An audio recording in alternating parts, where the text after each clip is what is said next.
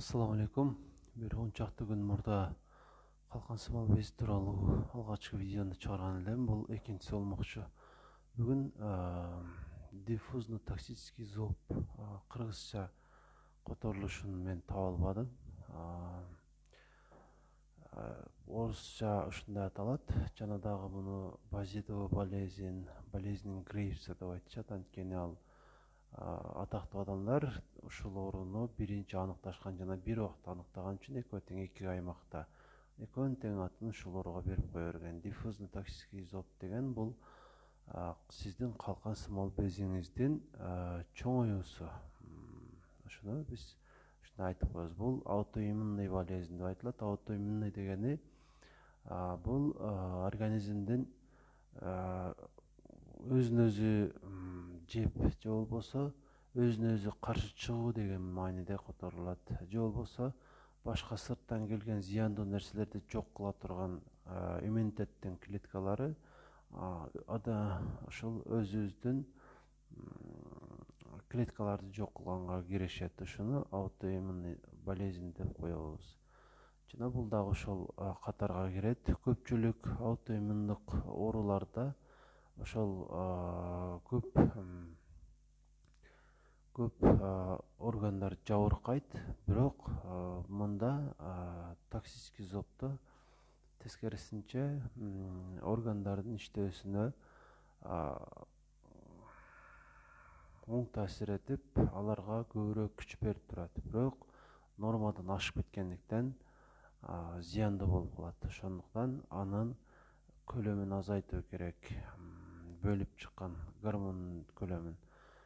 Мурдагыда айтканым эсиңиздерде болсо, ошол организмдин иштөөсүн, органдардын иштөөсүн, айрыкча ички органдардын иштөөсүн көзөмөлдөп турган нерв системасынан сырткары ошол гормондор дагы экендигин, алардан дагы эң негизгиси ошол калкан сымал безинен бөлүнүп чыккан гормондордун ишинен көз каранды экендигин айткан элем.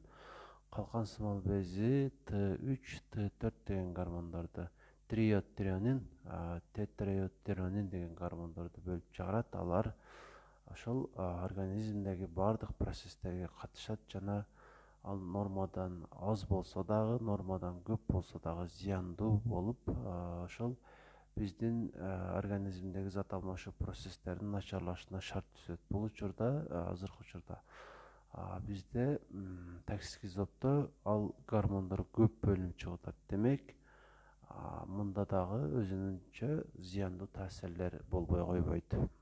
Эми анын келип чыгуу себептерин айта турган болсом, бул тууралуу өтө көп нерсе айтууга болот, көптөгөн себептерди келтирсе болот. Бирок биз үчүн маанилүүсү бул эмес. Анткени оору бар болсо, сизде эгерде ушул токсический зоб бар болсо, аны билип коюу анчалык деле кыйын болбойт жана анын себеби анчалык мааниге ээ болбой калат. Эң башкысы бизде ошол ооруну жеңүүгө аракет кылуу. Демек, сизде ушул токсический зоб бар же жок экендигин билгиңиз келсе, бир катар белгилерге көз салышыңыз керек болот, байкап көрүшүңүз керек болот. Жазып чыксаңыз дагы, балким аныктасаңыз болот. Демек, диффузный токсический зобдун белгилери: адам терчил болуп калышы мүмкүн. Бул башка ооруларда деле бардыр балким, бирок ушунда дагы бул негизги белгилердин катарына кирет. Көкүрөк тушта, ошол жүрөктүн тушунда оору белги болуп калат. Дайыма эмес, бирок кээде ушундай белги дагы болуп турат. Жана дагы адамдын мүнөзүндө бир аз өзгөрүүлөр болот. Тынчсызданып, себепсиз эле шашылып турат. Жана дагы себепсиз эле же болбосо жөнөкөй эле себептен улам башкаларга таарынып, ачууланып, ушундай мүнөз күтүп калат. Ушул диффузно-токсический зобдун белгиси. Бул гана эмес, мындан башка дагы белгилери бар. Адамдын ошол тамакка болгон табити өтө күчтүү болот, бирок күчтүү болгону менен ал эч семирбей, толбой, тескерисинче азып кетиши мүмкүн. Бирок нормада калышы деле мүмкүн салмагы. Жана дагы оору мындан дагы көп күчөгөндө башка дагы белгилер пайда боло баштайт. Жана ал учурда дарыгерге өзүңүз эле кайрылышыңызга туура келип калат. Ушул эле белгилер сизде бар болгондо текшерилип көрүшүңүз керек болот. Ага ылайык ошол дарыгерге чейин эле өз алдыңызча Т3, Т4 деген гормондорго анализ тапшырышыңыз керек. Эгерде Т4 эркин жана Т4 общий жалпы гормондор жана Т3 общий гормондорду текшергенде ошол Т4 свободный 40 микрограммдан көп болот. Ал эми Т4 общий 30 микрограммдан көп болсо ошол оору сизде бар экендигин билсеңиз болот. Жана дагы Т3 гормону 1,9 микрограммдан көп чыгат. Нормадан ашыкча болот тагыраагы. Жана биздин гипофизибизден чыгып турган ТТГ деген гормонубуз, триотропный гормон деп коебуз. Ошол Т3 менен Т4-түн бөлүнүп чыгышын контролдоп, көзөмөлдөп, аз чыгып жаткан болсо көп чыгууга, көп чыгып жаткан болсо аз чыгууга буйруп трансформациялап турган гормон тескерисинче бул учурда көп чыгып калат. Жок, тескерисинче аз чыгып калат. ТТГ аз чыгат, ал эми Т3 менен Т4 көп чыгат. Ушул учурда биз өзүбүздө ушундай диффузно токсический зоб деген оору бар экендигин билсек болот. Жана муну УЗИ аркылуу дагы аныктайбыз. УЗИден ошол биздин калкан сымал безибиз нормадан чоңоюп калган болот. Жана дагы инструменталдык текшерүүлөрдөн жүрөктү дагы өткөрүп коюу керек болот. Анткени өйдөдө айтылгандай, анын ушул гормондун көп чыкканы дагы аз чыкканы дагы зыяндуу. Көп чыкса жүрөккө таасир этип, анын иштөөсүнүн бузулуусун шарттап коюшу мүмкүн. Ошондуктан жүрөктү ошол аппарат менен ЭКГ деген аппаратка салып текшерип коюу керек. Жана ал аркылуу дагы дарылоого кошумча чара колдонулат.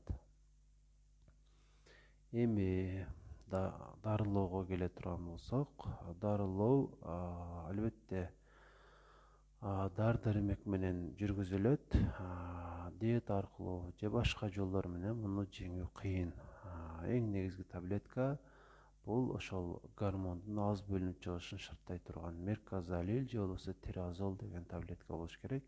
Ошол таблетканы берип сиздеги гормонду азайтууга туура келет. Жана буну көп убакытка чейин ичишиңизге туура келет.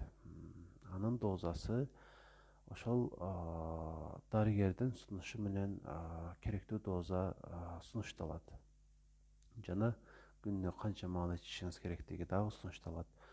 Жана ошондой эле кан басымыңыз жогору болуп калса, атенолол, бисопролол деген дарылар бар. Ошолорду ичип, кан басымыңызды дагы нормага түшүргөнгө туура келет. Жана дагы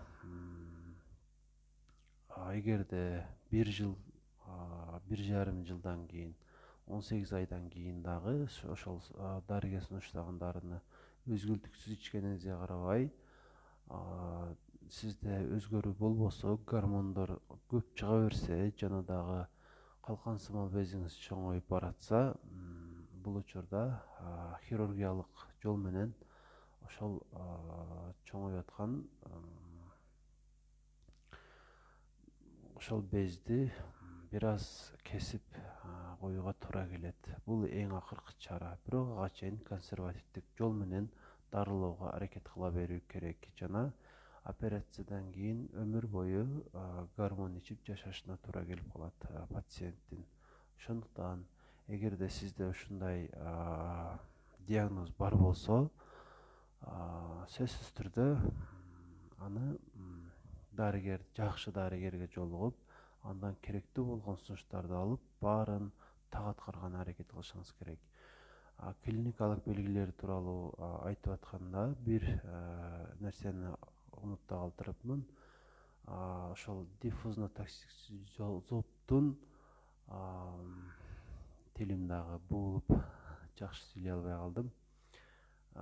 Көздө көп көздөн билип койсок болот, тагыраагы көзгө байланыштуу өтө көп симптомдор бар. Аны түшүндүрүш кыйын сөз менен, бирок бир карап туруп эле ошол адам зоб менен ушундай диффузно токсический зоб менен ооруп атканды аныктап койсо болот. Караганда анын көзү чекчейип, сыртка чыгып тургандай бир элесте калтырат. Демек, ушундай адамда ушул оору бар. Жана сизде болсо, сизде дагы бар болот. Ошондой бар болгон учурда сөзсүз түрдө дарыланууга эртерээк киришсеңиз жакшы болот.